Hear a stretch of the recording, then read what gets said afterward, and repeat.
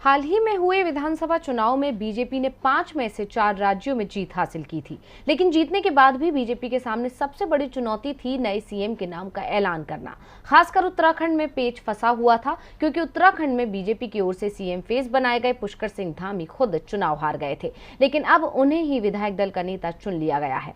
लेकिन चुनाव हार कर भी सीएम बने धामी के सामने चुनौतियों का पहाड़ खड़ा है। नए कार्यकाल में किन चुनौतियों का सामना करेंगे धामी, जानेंगे इस रिपोर्ट में।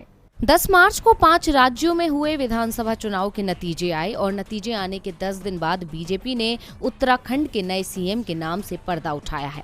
लंबे मंथन के बाद विधायकों ने पुष्कर सिंह धामी को ही अपना नेता चुना। हालांकि इसकी उम्मीद कम थी, क्योंकि धामी खटीमा सीट से चुनाव हार गए थे। लेकिन चुनाव से करीब 6 महीने पहले सीएम बनाए गए धामी को एक बार फिर राज्य की कमान सौंप दी गई है। अब भले ही अपने बहुत ही कम समय के कार्यकाल में धामी बीजेपी आला कमान का भरोसा जीतने में कामयाब हो गए, लेकिन आगे की राह आसान नहीं रहने वाली है, क्योंकि उनके सामने चुनौतियों का पहाड़ खड़ा हुआ है।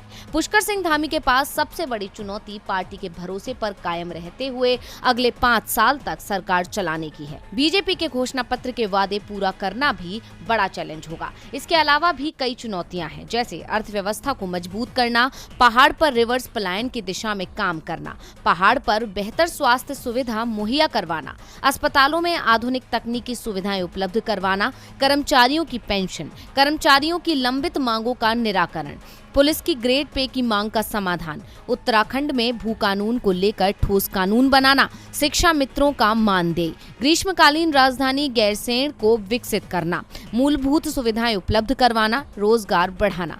इतना ही नहीं, सीएम धामी को लोगों की अपेक्षाओं पर भी खरा उतरना है।